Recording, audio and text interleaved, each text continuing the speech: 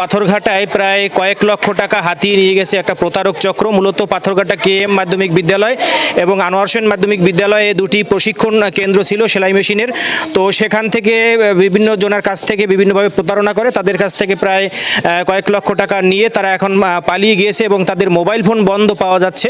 সেই প্রতারক চক্রের ছবিও আমাদের কাছে আছে এবং তারা যে টাকা লেনদেন করেছে সেরকম প্রমাণও রয়েছে। কিন্তু সেই যিনি টাকা নিয়েছে তার বাড়ি যেটা বলেছে এখানে যারা প্রশিক্ষণ নিয়েছে তাদের কাছে যে খুলনাতে তার বাড়ি, কিন্তু আসলে তার এছাড়া তার আর কোনো পরিচয় জানা যায়নি।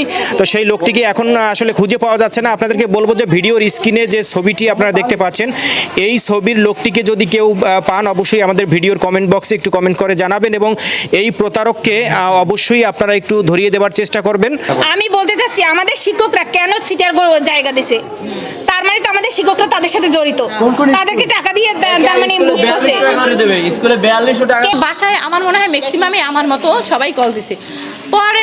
পরে কল দেওয়ার পর উনি আমাকে বলছে যে আচ্ছা ঠিক আছে, আপনার সাথে পরের দিন 10টা 11টার দিকে বলছে যে দেখা করবো আর কি, কথা বলবো আর কি এই বিষয়ে। পরে উনি আমাদের বাসায় আসছে, আসে টাকা নিছে, আমার একটা জন্ম নিবন্ধনের আর কি ফটোকপি নিয়ে গেছে। পরে আর কি টাকা নিয়ে টাকার আর কি রসিদ টসিদ লিখে তিনি চলে গেছে। বলছে যে পরের দিন আবার 3টার সময় আপনাদের বাসার সামনে এটা দিয়ে যাওয়া হইবে। অনেকজন ছিলেন, মানে 30 জন বা 29 জন ছিলেন। হ্যাঁ 27 জন ছিলাম আমরা। কাছ থেকে আরেকজন কি জানতো বিষয়টা?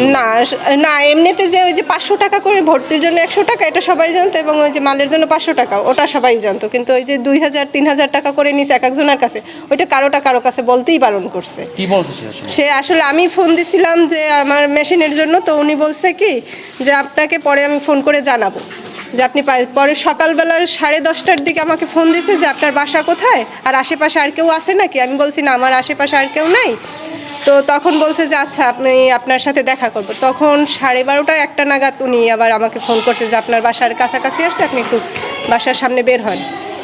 তো আসার পরে উনি বলছে কি যে আপনি তো ফার্স্ট সেকেন্ড 2 জন হয়েছে, থার্ড কেউ হয় নাই। তো বলছে যে এই করছে থার্ড, বলার পরে বলে কেন থার্ড হবে না, 400 মার্কের কম পাইলে সে থার্ড আর হবে না, 400 মার্কের ভিতরে পাইতে হবে। তখন বলছে যে এখন আপনি টাকা দেবেন এবং ফর্ম যারা আগে ফোন করছে তাদেরই দেয়া হবে মালটা, মেশিনটা আর কি। তো বলছে যে এই করছে মেশিনটা 2000 টাকা, বা আপনি 2000 টাকার নিচে তো না, এখন আপাতত 2000 টাকা দেন, তো পরের টাকাটা আমি বলছি না এখন ফর্মটা পূরণ করে যান, কালকে আমি টাকাটা দিব। হ্যাঁ বলছে যে না যে আরও তো ফোন করছে তাদের তাইলে অগ্রাধিকার আছে, তো তাদের আমি ই করবো দিব আর কি। মানে ওখানে ঘুষ ছিল। হ্যাঁ আমার কাছে ফার্স্ট সেকেন্ড বাড়াই যাও ঘুষ। হ্যাঁ এই কথাটা বলছে। আর বিশেষ করে আমরা এখানে আসছি যে স্কুলের কথা বলছে বিধাই কিন্তু আমরা বিশ্বাস, হ্যাঁ ওই আনোয়ার হোসেন স্কুলের কথা যখন মাইকিং করে তো বলছে যে KM স্কুল এবং আনোয়ার হোসেন 2 জায়গায় আর কি এই করবে, ট্রেনিংটা দিবে। তো আমাদের বিশ্বাস অর্জন করার জন্যই হয়তো এই কথাটা ওনারা বলছে। এটা আমরা গৃহিণী, আমরা তো আর লেখাপড়া না, আমাদের এখন আমরা অসহায় দুস্থ অনেকেই আছি, আমরা কর্ম করিয়ে তারপর এই টাকাগুলো দিছি। এখানে যে কয় টাকাই দিচ্ছি না আমাদের অনেক কষ্ট হয়েছে, কষ্ট করে আমরা একটা টাকা দিয়ে দিলেও অনেকগুলো টাকা, এই টাকাগুলো নিয়ে যে এই দুরান্দারি করছে এর আমি বিচার চাই।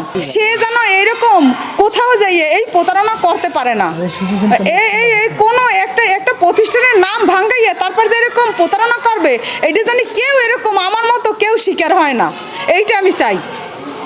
ওই যে ওই ওনারা যে এই আমাকে রেজাল্ট করি আর ওই বজলু স্যারে যে এই যে একজনের এই প্রশিক্ষণ দেওয়া হয়েছে বা সে আসছে, তারপর তার একটা ID কার্ড লাগবে, তার বাড়ি কোথায়, তার ঠিকানা কোথায়,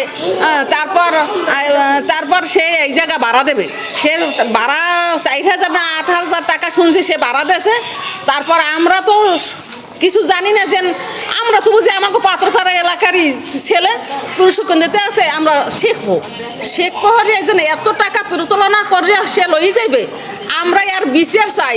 আর সরকার প্রতিষ্ঠানে যেন ইয়ে করছে, আমরা হলে ওই রেজাল্ট করিমের বিচার চাই আর বজলু স্যারেরও বিচার চাই। এই স্কুল আমি ওই বজলু স্যার আমার বলছে যে বিকেলে তুমি আসো 1 লোক ওই সেলাই মেশিনের কাজ শিখে এটা ইঞ্জুরি, তা তুমি খুলে দিও। আমি খুলে দিয়ে গেছি, টাকা কি দেশে বা নেছে তো আমি জানি না। কতদিন ধরে আসলে এই কাজ? আমি এই বেশি দিন না, তো হ্যাঁ